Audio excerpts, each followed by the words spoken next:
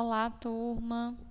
Hoje nós vamos para a nossa sexta aula de português, tá bom? Vamos descobrir qual é o tema da nossa aula de hoje.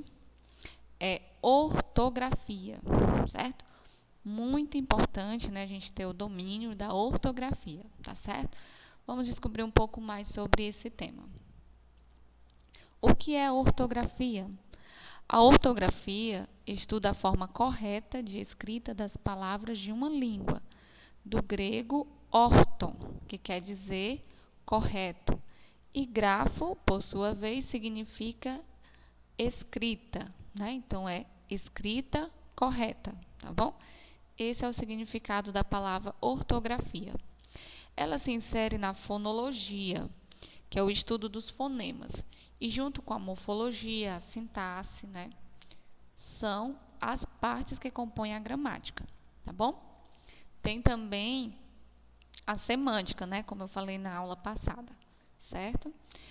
Além de ser influenciada pela etimologia e fonologia das palavras, no que respeita à ortografia, existem convenções entre os falantes de uma mesma língua que visam unificar sua ortografia oficial. Trata-se dos acordos ortográficos, né? Então, os falantes de uma determinada língua, né, eles se reúnem, né, tem as pessoas que são responsáveis por isso e criam um acordo ortográfico para que toda a população siga aquele acordo, né, escrevendo corretamente as palavras de sua língua, né, na língua oficial, tá bom? Agora nós vamos entender um pouquinho do uso do X e do CH, né? Escritas diferentes, mas com o som igual, né? Tanto X como CH têm o mesmo som. Essa aí é a nossa dificuldade, né? Por isso que a gente tem que dar uma pesquisada e ver qual é a escrita para a gente saber como se escreve cada palavra, né? Porque o som é o mesmo, né? Não é isso? O X é utilizado nas seguintes situações. Geralmente, depois dos ditongos, caixa, deixa, peixe. Depois da sílaba mi, né? Mexer, mexerico e mexicano.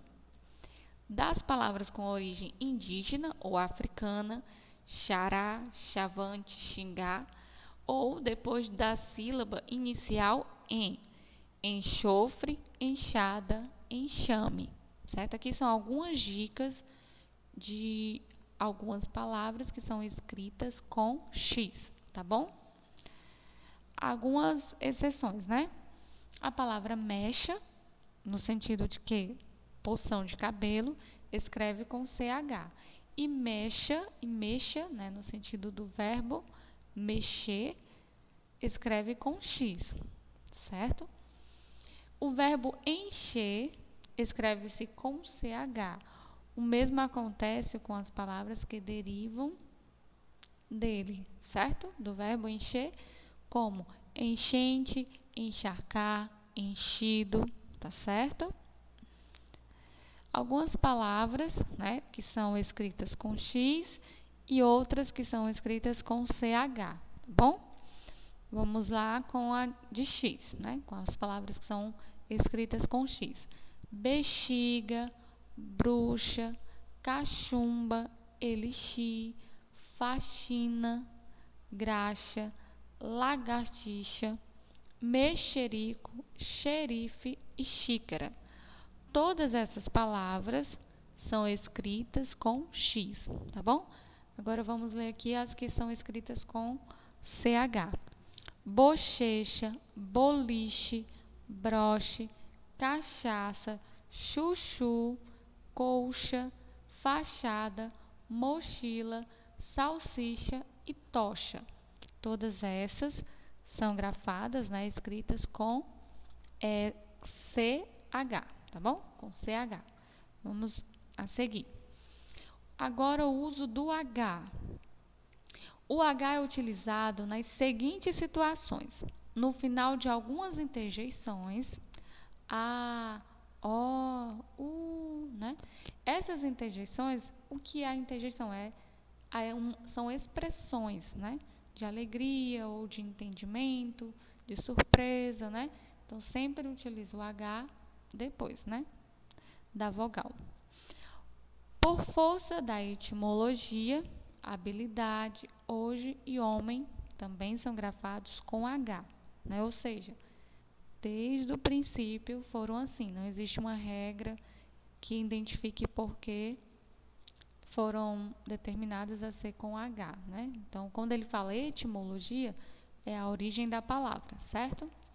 Nos dígrafos, CH, LH, NH, flecha, vermelho, manhã, certo? Tudo são, né, também com H. Nas palavras compostas, né, mini, hotel, sobre-humano, super-homem, também, certo? A exceção, né? A palavra Bahia, quando se refere ao estado, é uma exceção. Tem um Hzinho antes, né? O acidente geográfico já é Bahia, né? É grafado sem o H, tá bom? Agora, A ou A, né? Pronúncia a mesma, escritas diferentes, né? A com H, A, e o acento circunflexo, o acento agudo, aliás, o circunflexo não, o acento agudo, ou o A sem o H e sem o acento agudo, tá bom? São dois termos que geram muita confusão para os utilizadores da língua. Isso porque ambos possuem o mesmo som, porém apresentam grafias diferentes. Aqui você vai encontrar explicações e exemplos de quando você deve usar cada uma delas, tá bom? Vamos lá. O H, né? O H e o A e o acento agudo, né? Com o H representa uma forma do verbo haver, né? Então sempre você vai escrever com H quando estiver, né, representando o verbo haver. Assim pode utilizar o A com H, A e o acento agudo quando o verbo haver é impessoal, sem sujeito, e possui o sentido de existir. Essa forma verbal é conjugada na terceira pessoa do singular do presente do indicativo, certo? Então, gente, como que eu vou saber que eu vou usar o A com o H antes, né? Sempre que eu puder substituir por existir, tá? Do verbo existir. Há muitas pessoas no mundo. Posso substituir. Existem muitas pessoas no mundo. Não é isso? Observação. Mesmo que a frase esteja no plural, o A permanece no singular, tá bom? Ou seja, por exemplo, aqui, ó, há muito erro nessa prova. Há muitos erros nessa prova. A frase foi para o plural, porém, o A continuou do mesmo jeito, certo? Também utilizamos o A em frases que expressam tempo passado e, nesse caso, pode ser substituído pelo verbo fazer ou ter, tá bom? Por exemplo, há muitos anos que não vejo Miguel. Faz muitos anos que não vejo Miguel. Então, você pode substituir por faz, entendeu? Se eu posso substituir por faz ou por tem, né? Eu já sei que eu vou utilizar o H e o A. Há muito tempo que não comia doces. Tem muito tempo que não comia doces, entendeu? Agora o A sozinho, sem o H, né? O A, ele é um artigo definido utilizado antes dos substantivos, tá bom? Diferente do A com H e o acento agudo, que indica um tempo passado. Esse é utilizado para falar de uma ação futura, tá bom? Além disso, ele é empregado quando estamos nos referindo à distância. Por exemplo, daqui a 3 anos eu irei para a Inglaterra. Estamos morando a 5 quilômetros do metrô. Mais exemplos aqui, ó. Daqui a 5 minutos eu ligarei para o meu tio. Estamos a 2 meses da nossa grande viagem. Daqui a pouco eu encontrarei um amigo que mora em outra cidade. O ônibus chegará daqui a meia hora. Daqui a uma semana farei o exame de direção. Você vê que sempre está se referindo à distância, né? À distância ou a um tempo, né? Daqui a um tempo, né? Que, resumindo, também é empregado, né, nesse mesmo sentido, de à distância. Ó. Que indica um tempo passado, esse é utilizado para falar de uma ação futura, né? Então, o H com A indica um tempo passado. Já o H sozinho, uma ação futura. Né? Todos aqui a gente vê que é algo futuro. Né? Então, sempre que relacionar ao futuro, eu vou usar o A sozinho, sem o H, tá bom? Agora, o uso do G e o uso do J, tá bom? O G, ele é utilizado nas seguintes situações. Nas palavras que terminam em ágio, égio, ígio, ógio, úgio, por exemplo, presságio, régio, litígio, relógio, refúgio. Nos substantivos que terminam em gen, alavancagem, vagem, viagem, tá certo? O J, por sua vez, é utilizado nas seguintes situações. Palavras com origem indígena, pajé, jerimum, canjica, e palavras com origem africana, jabá, giló, jagunço, tá bom? Tudo isso já é com J. Algumas palavras, né, eu trouxe alguns exemplos de palavra com G e palavras com J, tá bom? Angélico, né, com G. Primeiro eu vou ler as palavras com G, né? Angélico, estrangeiro, gengibre, geringonça, gin, gíria, ligeiro, sargento, tangerina, tigela, anjinho, berinjela. Agora, né? Nem falei para vocês. Palavras que são escritas com J, né? Anjinho, berinjela, cafajeste, gorjeta, jeito, jiboia, giló, sarjeta e traje, tá bom? Agora a regrinha do mas. Mais com o i e o mas sem o i, tá bom? São duas palavras que têm som parecido, no entanto, são utilizadas em contextos distintos. Agora a gente vai conferir o uso de cada uma delas, tá bom? Confira abaixo a diferença entre elas e suas regras. Primeiramente, o mais com o i. A palavra mais possui como antônimo menos, ou seja, o contrário de mais é menos, certo? Antônimo são palavras que são opostas, que são o contrário, tá bom? Nesse caso, ela indica a soma ou aumento da quantidade de algo. Embora seja mais utilizada como advérbio de intensidade, dependendo da função que exerce na frase, mas pode ser substantivo, preposição, pronome indefinido ou conjunção. Mas, né, ele geralmente, você vai ver ele sendo utilizado mas como quantidade, tá certo? E como advérbio de intensidade também. O que é o advérbio de intensidade? Por exemplo, hoje eu estudei muito mais para a prova, né? Eu estudei muito mais que ontem, né? Esse mais está funcionando como advérbio de intensidade, certo? Ou como quantidade, né? Gostaria de ter mais cadernos do que tenho, né? Então, gostaria de ter uma quantidade maior de cadernos. Né? Gostaria de ter mais dinheiro, né, na conta. Acredito que todos nós, né?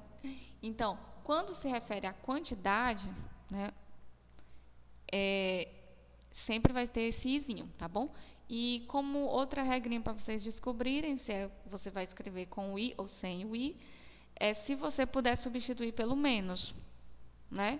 Gostaria de ter menos cadernos, né? Eu gostaria de ter menos dinheiro, não é isso? Então, posso substituir por menos, então eu vou utilizar esse mais com o i, porque ele está se relacionando à quantidade, tá certo? Vamos agora para o próximo. O mas sem o i pode desempenhar o papel de substantivo, conjunção ou advérbio. Como substantivo, o mas está associado a algum defeito. Por exemplo, nem mas, nem meio mas. Faça seus deveres de casa, né? Esse mas aqui se relaciona o quê? A algo que a pessoa disse anteriormente, né? Provavelmente disse que não ia fazer o dever de casa e ficou justificando, né? Não vou fazer por conta disso, disso, disso. Aí a pessoa vai e fala, nem mais, nem meio mais. Aí, provavelmente, quando a pessoa está o quê? Justificando, não vou fazer, então, por tal motivo, né? E aí a pessoa diz, nem mais, nem meio mais. Isso daqui você vai escrever sem o i, tá bom? E o outro exemplo é quando é uma conjunção adversativa. O mas também é sem i. É utilizado quando o locutor quer expor uma ideia contrária do que foi dito anteriormente. Por exemplo, sou muito calmo, mas estou muito nervoso agora, certo? Resumindo, gente, vocês vão ver e precisar, quando vocês forem produzir um texto, geralmente se utilizar mais o mas com um sentido de conjunção, certo? Que é igual esse exemplo aqui, o exemplo 2, né? O que é a conjunção, né? Conjunção contrária, quando eu posso também substituir por porém, né? Então, sempre eu escrevo sem o i quando eu estou falando uma conjunção contrária, né? Algo que eu falei anteriormente. Por exemplo, gosto muito de sorvete, mas hoje não vou tomar. Então, eu gosto, porém não vou tomar, né? Eu sou muito calmo, porém estou nervoso. Entendeu? Sempre que eu puder substituir por porém, eu vou utilizar o mais sem i, né? E sempre que eu utilizar com relação a quantidades e que eu puder substituir por menos, que é o contrário, eu vou utilizar o mais com o i, tá bom? Mais exemplo aqui, ó. Eu falo, mas ele não me ouve, né? Eu falo, porém ele não me ouve. Isto é o que mais gosto de fazer. Aumento de quantidade, né? É o que eu mais gosto de fazer. Eu poderia substituir por menos, né? Que é o contrário. Isso é o que eu menos gosto de fazer. Tá vendo? Então, é simples. Pegue esse slide aqui, tira um printzinho, deixa salvo, para quando sempre você for escrever, precisar você consultar esse slide aqui, tá certo? Que ele diz bem direitinho o exemplo do mais sem o i e do mais com o i, tá bom?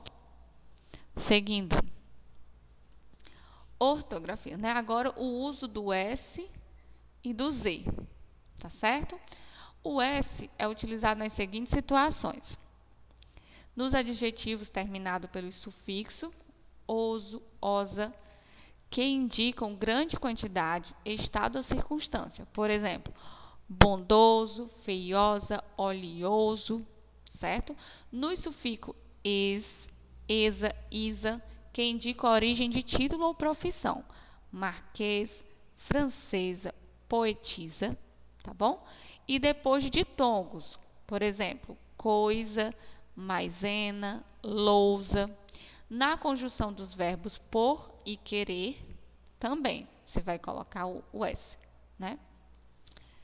Pôs, quis, quiseram, tá certo? Seguindo aqui.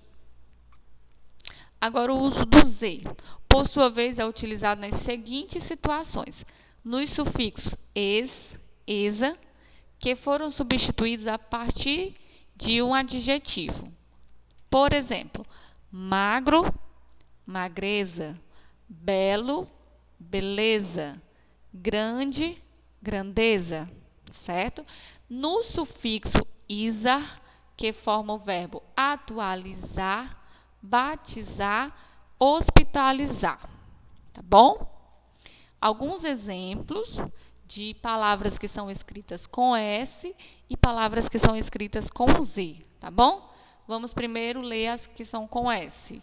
Alisar, análise, atrás, através, aviso, gás, groselha, invés, jus e uso. Palavras escritas com Z. Amizade, aprazível, azar, azia, desprezo, giz, prazer, rodízio, talvez e verniz, tá bom? Agora vamos ver essa regrinha do mal com L ou mal com U, tá bom? São duas palavras homófonas, certo? Ou seja, elas são pronunciadas da mesma maneira, mas é escrita de maneira diferente, tá bom? Uma vez que possuem o mesmo som, elas costumam gerar muitas dúvidas para os utilizadores da língua, né? Porque elas têm o mesmo som, só que a escrita é diferente. Mal com L, né, é antônima de bem, ou seja, é o contrário de bem. Portanto, para usá-la da forma correta, basta lembrar qual termo é o seu contrário. Por exemplo, estou me sentindo mal essa manhã. Se fosse o contrário, estou me sentindo bem essa manhã. Fui muito mal no exame final. Fui muito bem no exame final. Felipe nasceu para fazer o mal. Felipe nasceu para fazer o bem. Viu que em todas as situações eu pude substituir por bem e o sentido ficou coerente, né? Não ficou estranho, né? E você viu que o sentido ficou justamente o contrário, né? Do mal, não é isso? Mal com L, né? Então, mal com L eu posso substituir por bem, que é o contrário, tá? Mal com U. A palavra mal com U é antônimo de bom. Olha como é diferente. Mal com L, antônimo de bem. Mal com U, antônimo de bom. Da mesma maneira que sua homófona, para usá-la da forma correta, basta lembrar a palavra que é contrária dela, certo? Em relação à classe gramatical, esse vocábulo é um adjetivo que qualifica seres e objetos, tá? Mal é um adjetivo. Por exemplo, João é mau aluno. O contrário, João é bom aluno. Ele foi muito mal comigo. Ele foi muito bom comigo. O chefe sempre estava de mau humor. O chefe sempre estava de bom humor. Quando nos referimos à má disposição de alguém, o termo correto é mau humor, tá certo? É escrito dessa forma. Então, tá aí os exemplos, né, da escrita mal com U. Sempre eu posso substituir por bom, sem perder o sentido da frase, né? Você vê que a frase ela fica no sentido contrário da anterior. João é mau aluno, o contrário, João é bom aluno. Não é isso? Agora, o uso do agente, certo? Existe duas formas de escrever agente. Agente junto e agente separado. A grafia não, né? O som é o mesmo, a grafia é diferente. E o significado também. Vamos lá. Quando você escreve agente separado, trata-se de uma locução pronominal semanticamente equivalente ao pronome nós, certo? Deve ser conjugada na terceira pessoa do singular e evitada na modalidade escrita, especialmente nos textos não literários, já que está muito associada ao coloquialismo. Tá bom, gente? O que é isso? É a escrita do cotidiano, quando a gente está conversando no WhatsApp, né? Algo que não seja formal. Geralmente a gente usa o agente ao invés do nós. Quando a gente vai produzir um texto enfim, né, para um concurso que a gente estivesse fazendo, ou um vestibular, uma produção de texto que exija a linguagem formal, a gente vai utilizar o nós, realmente. Caso utilizamos o agente, temos que lembrar que é separado, né? Quando ele está no sentido de nós, do pronome nós, tá bom? O exemplo abaixo foi retirado de uma música do grupo Titãs, registro que privilegia a linguagem literária e suas licenças poéticas. Agora nós vamos ver o exemplo, né, da escrita com agente separado, tá bom? De uma música do Titãs. Ó, a gente não quer só comida, a gente quer comida, diversão e arte. A gente não quer só comida, a gente quer saída para qualquer parte. Tá vendo? Todo momento escrito separado, porque está se referindo a nós, né? Nós não queremos só comida, nós não queremos comida, diversão e arte. Nós não queremos só comida, nós queremos saída, né? Então, se a gente fosse substituir por nós, seria assim. E vamos agora ver como é o agente junto, né? Agente junto, conforme definição do dicionário Michalis, agente é aquele que age, que exerce alguma ação, que produz algum efeito, o que é agência ou trata de negócios alheio. Significado 2. Pessoa encarregada da direção de uma agência. Portanto, a palavra agente pode ser empregada apenas como substantivo comum e não deve ser confundida com a locução pronominal agente. Resumindo, agente junto é um substantivo comum que se refere à ação, né, a ação que alguém pratica, tá? E geralmente é se referindo a uma profissão, certo? Agente secreto, agente de saúde, agente de endemias, né? Agente penitenciário, certo? Tudo isso relacionado a uma profissão, um substantivo, então é junto, tá bom? Vamos ao exemplo. Sou um agente secreto, tão secreto que não sei quem sou. A minha agência é tão secreta que não sei qual ela é. Interessante, né? Esse trechinho. Agora nós vamos para o uso dos porquês, né? São 4 tipos de porquês, tá bom? Na língua portuguesa existem 4 tipos de porquês. Porquê separado sem acento, porquê junto sem acento, porquê separado com acento, porquê junto com acento, que são empregados da seguinte forma. Porquê separado sem acento, utilizado em perguntas. Exemplo, por que não voltamos para casa? Certo? Está no início da pergunta, né? E está fazendo uma pergunta. Então, ele vai ficar no início da frase, escrito separado e sem acento, tá bom? Por que junto sem acento? Por que junto sem acento? Utilizado em respostas. Por que agora não temos tempo? Tá vendo? Uma resposta. É uma resposta, eu vou escrever ele junto e sem o acento. Porque separado e com acento, utiliza em perguntas no final das frases. Exemplo, você não gosta dessa matéria. Por quê? Entendeu?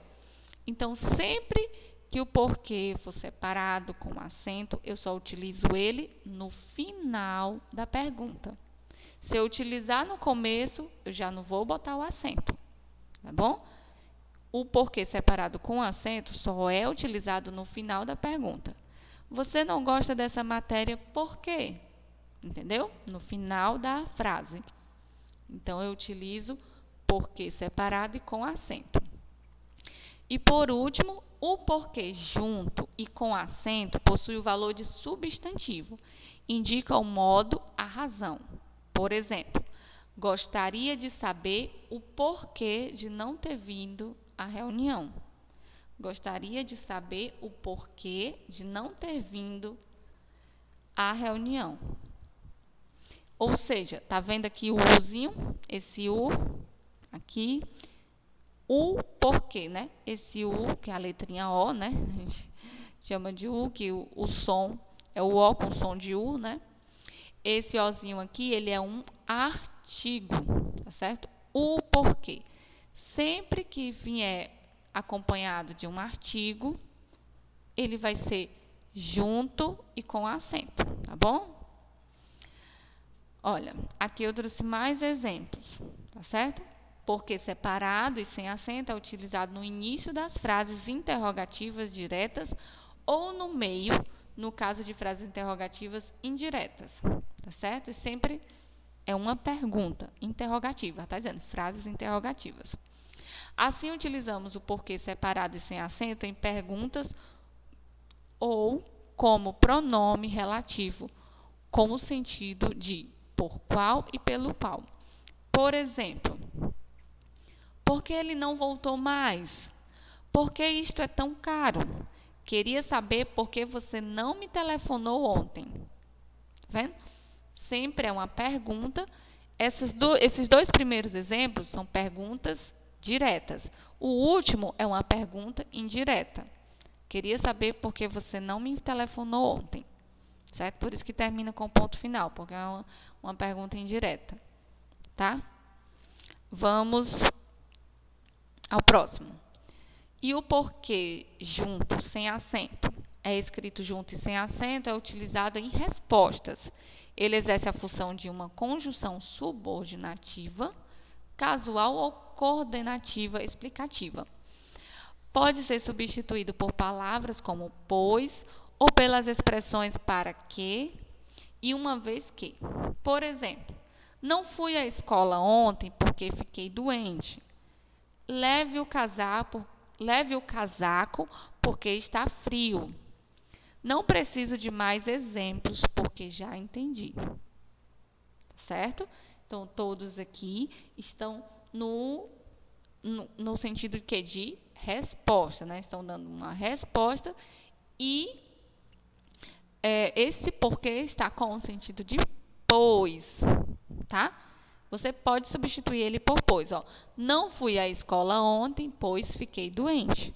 Leve o casaco, pois está frio. Não precisa de mais exemplos, pois já entendi. Entendeu? Então, sempre que eu puder substituir pelo pois, eu já sei que é um porquê resposta e não um porquê pergunta. Tá bom? Agora, o porquê separado e com acento, né, é usado em perguntas no fim da frase. Também é usado para perguntas, só que no fim da frase. Interrogativas direta ou de maneira isolada. Antes de um ponto, mantém o sentido interrogativo ou exclamativo. Por exemplo, o almoço não foi servido por quê? É uma pergunta, porém o porquê está no final da frase. Então, ele vai ter o acento circunflexo. Andar a pé por quê? Também com acento separado e com acento circunflexo, porque está no final, né, da frase. Não vai errar mais. Não vai errar mais? Por quê? Também no final da frase, certo? Embora que aqui, ó, foram duas frases, né? Não vai errar mais? E aí começou outra aqui. Por quê? Mas como é essa frasezinha aqui é totalmente dependente dessa, né? Esse porquê ele vai ser grafado com o acento circunflexo, certo? Porque está relacionado a essa frase aqui, tá certo? Não vai errar mais, por quê?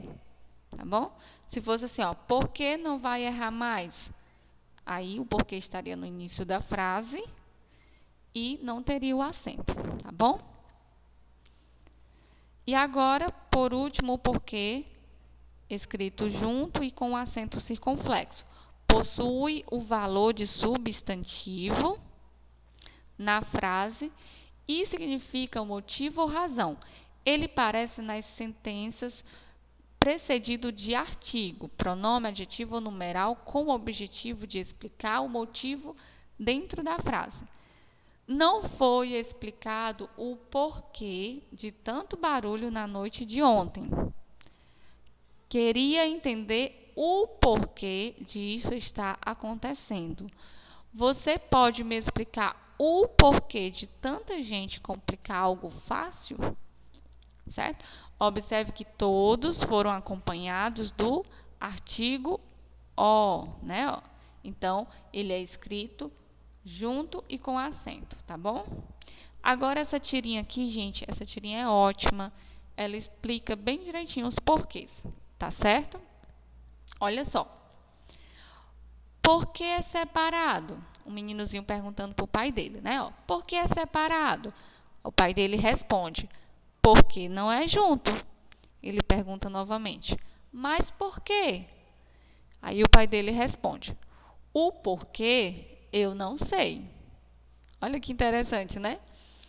Ele utilizou os 4 porquês corretamente, né? Ó, o primeiro, relacionado à pergunta, separado, sem acento. O segundo, uma resposta, junto, sem acento. O terceiro, fim de frase, né? O motivo, separado e com acento. E o quarto, o porquê, substantivo, né? Acompanhado do artigo, junto e com acento. Muito interessante, né? Então, gente, é isso. Desejo bons estudos a todos, tá bom? Qualquer dúvida é só entrar em contato comigo pelo WhatsApp, tá certo?